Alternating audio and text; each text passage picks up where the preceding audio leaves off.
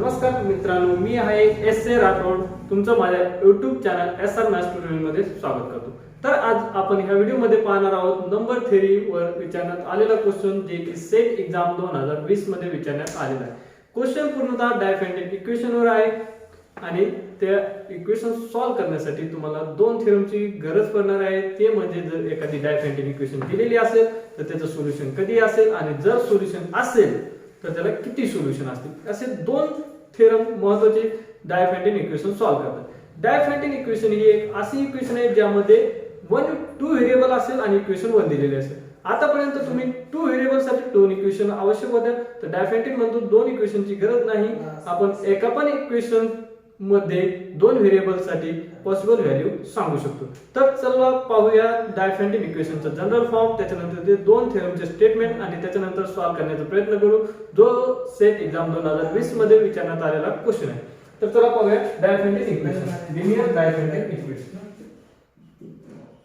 Linear डायफॅन्टिक equation. Linear आहे म्हणजे व्हेरिएबलची पॉवर काय असायला पाहिजे, 1 असायला पाहिजे. जनरल फॉर्म जो असतो डायफॅन्टिक इक्वेशनचा ax by c. दिलेल्या इक्वेशन मध्ये व्हेरिएबल किती, दोन, x आणि y.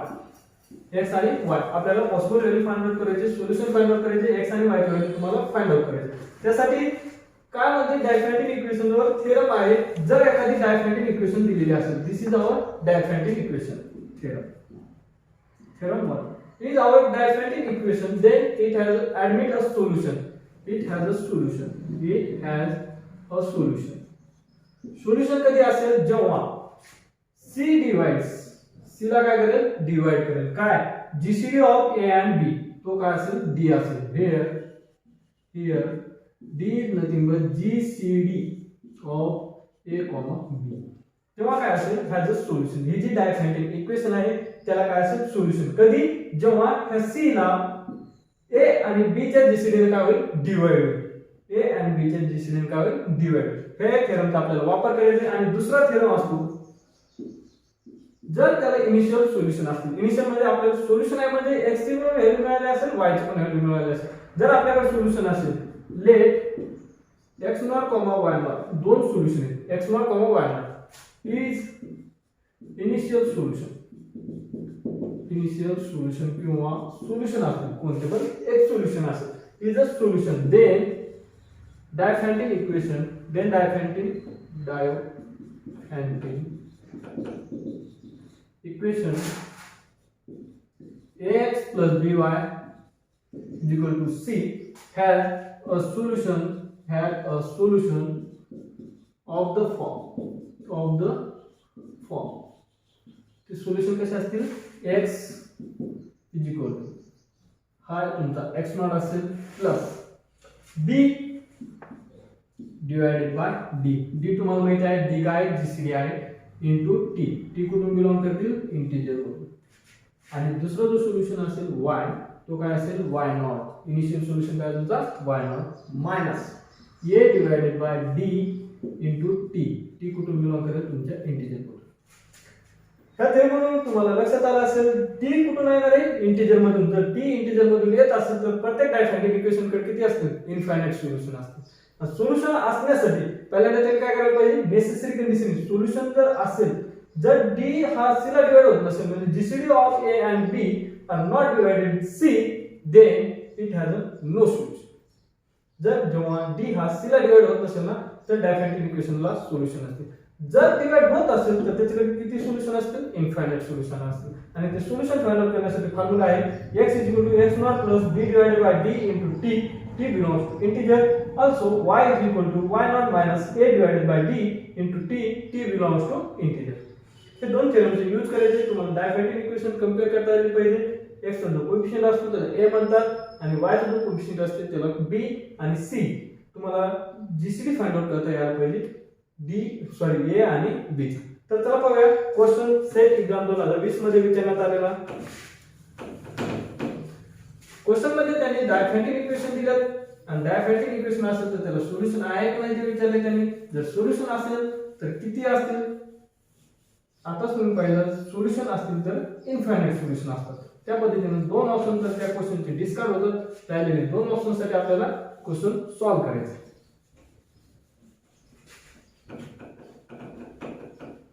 क्वेश्चन आहे the linear equation the set exam 2020 the linear diaphantic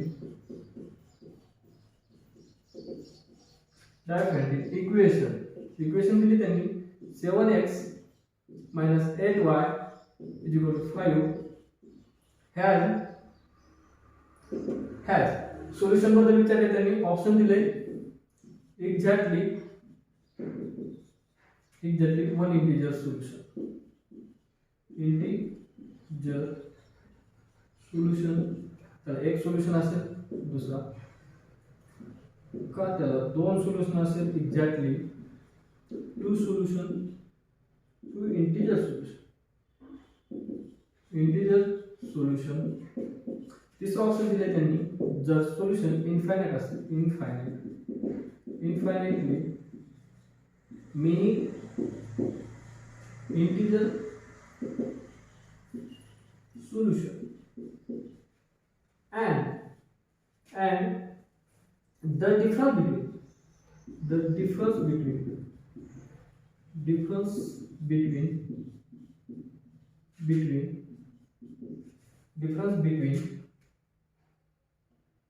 difference between two values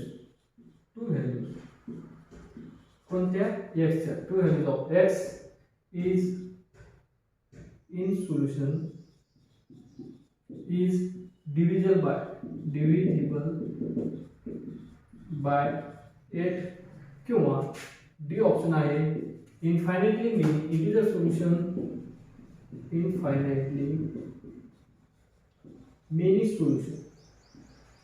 many solution and the difference between two values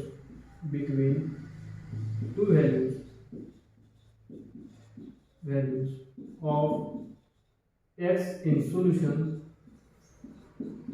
is divisible by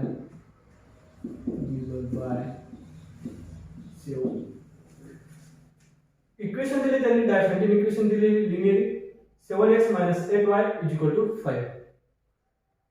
तर ह्या इक्वेशनला ते सांगत आहेत की एक सोल्युशन असेल किंवा दोन सोल्युशन आहेत, किती सोल्युशन आहेत, जास्त इनफायनाइटली मेनी सोल्युशन आहेत, पण जो x आहे जो x मिळणार आहे आपल्याला तो काय असेल त्या दोन कोणते जर आपण डिफरन्स घेतले सोल्युशन मधले x चे तर तो काय असेल पाहिजे 8 ने डिवाइड व्हायला पाहिजे. इनफायनाइटली मेनी सोल्युशन असेल डिफरन्स असेल दोन सोल्युशन जर x मधले दोन सोल्युशन x चे is solution is divisible by 7. Diophantine equation असेल तर काय सांगितलं मी डायफॅन्टिक इक्वेशन असेल तर त्याला सोल्युशन असेल कधी ह्या 5 ला ax + by = c जो c आहे त्याला gcd ने मल्टिप्लाय डिवाइड होत असेल 7 आणि 8 चे जर gcd ने डिवाइड होत असेल तर त्याच्याकडे किती असेल त्याच्याकडे सोल्युशन असेल एक तरी सोल्युशन असेल आणि जर सोल्युशन असेल तर त्याच्याकडे किती असतील इनफायनाइट सोल्युशन असतील. तर त्या दोन थेरमच्या सहाय्याने आपण हे दोन ऑप्शन काय करू शकतो डिस्कार्ड करू शकतो. एक तर सोल्युशन नसणार त्याच्याकडे सोल्युशन असेल तर इनफायनाइट असेल आणि जर नसेल तर एक पण सोल्युशन नसणार. Exactly two integer also is not a solution.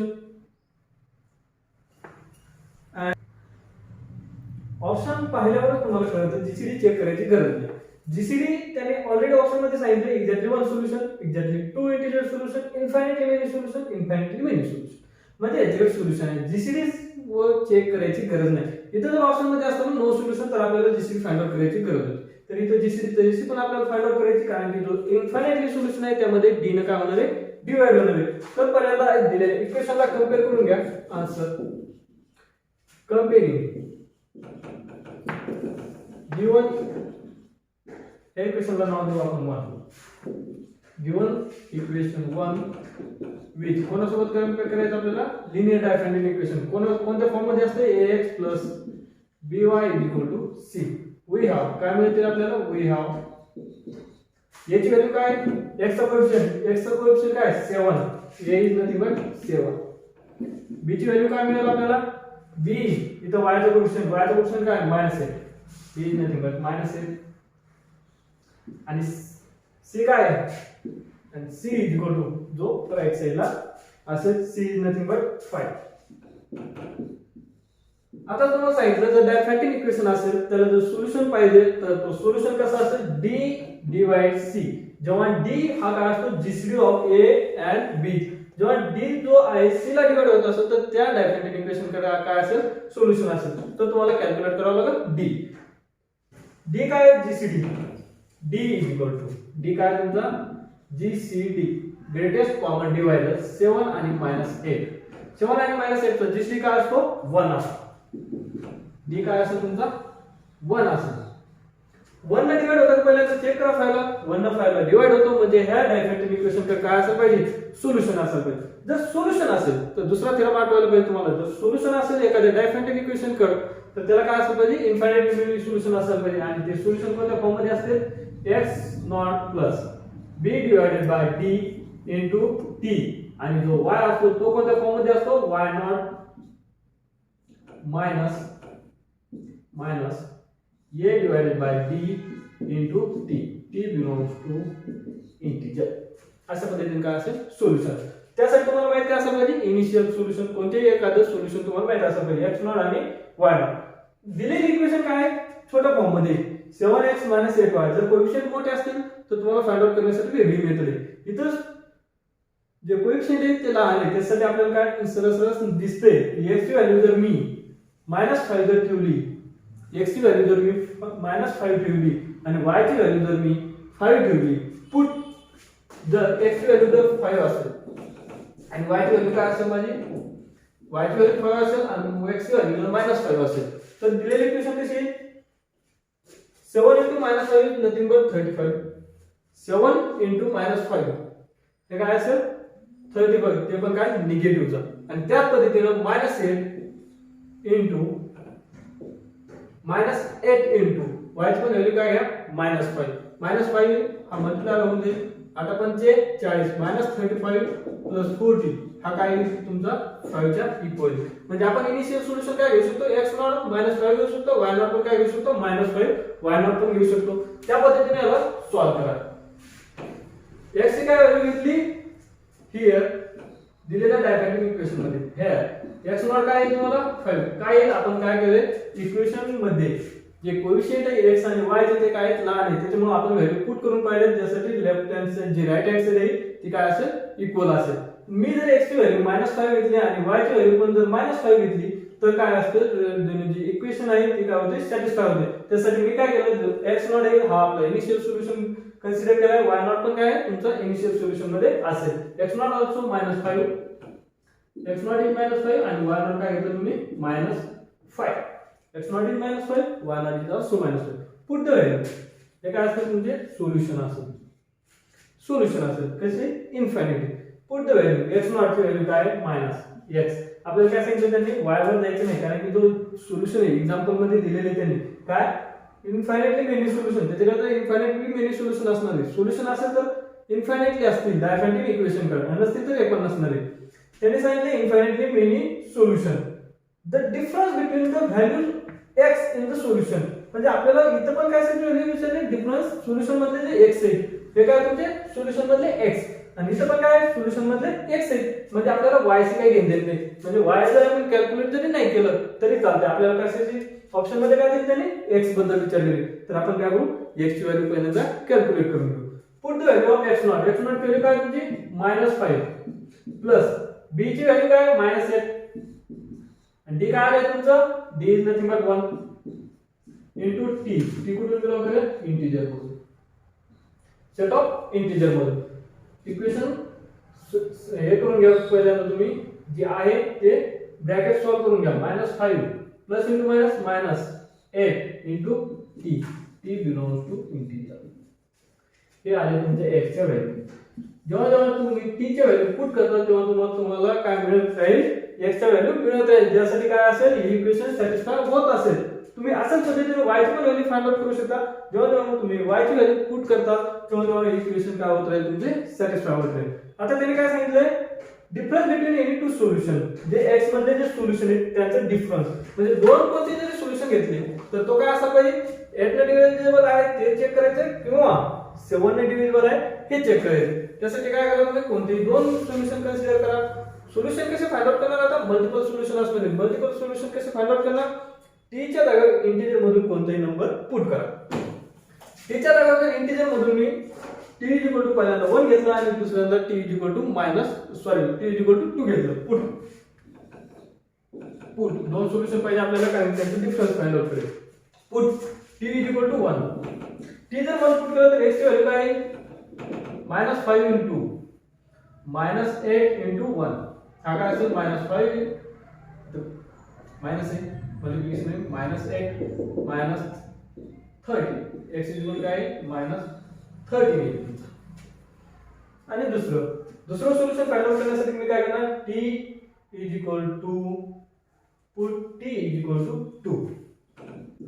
Put t 2 put केल्यानंतर व्हॅल्यू काय आहे x च्या -5 into 8 into